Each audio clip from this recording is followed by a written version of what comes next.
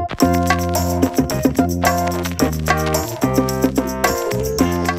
am the owner of Chateau Minuty. I am the owner with my brother of Chateau Minuty. Chateau Minuty is situated in the Gulf of Saint-Tropez, so in the Provence.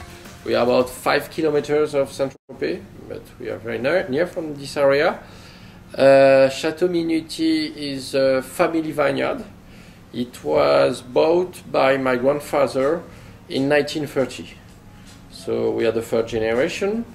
Actually, we have a vineyard about 120 hectares, which is quite big for the area.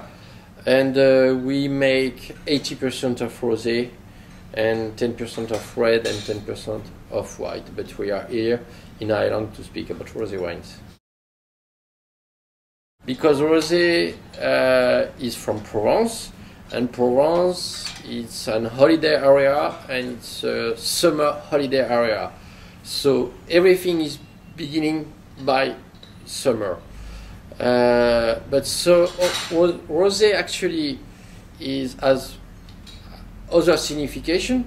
Rosé, we used to say that rosé is the wine of the friends, the wine of the young people, and the wine of the ladies. So our food is a little bit spicy. So by the fruit of the rosé, by the fresh side of the rosé, this is the good wine who mix with the spicy cook.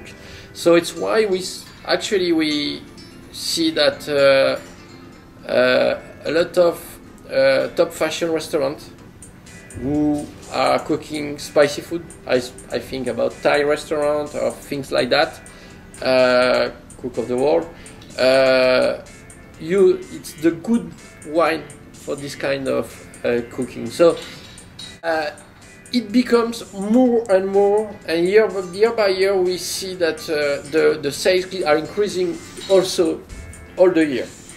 We still keep to be the wine of the summer, but we increase in the spring, and in the autumn, and even in the winter. By serious one, but for us it's a serious activity. Mm-hmm. We produce more than 1 million bottles, so it's a serious activity. And for me it's a serious wine because, in my way to think about serious, rosé is becoming the third color of wine. It's not a trendy thing. It will not be.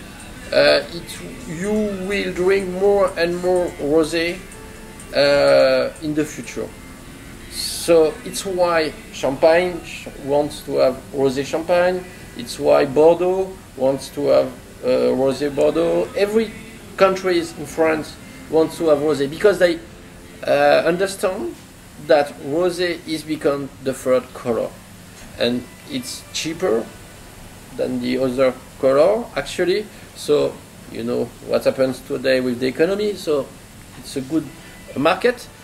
But if I can say something, that in my country, in Provence, we can't do red like Bordeaux, and we can do white wines like Burgundy, but they can't do rosé like we do all the year.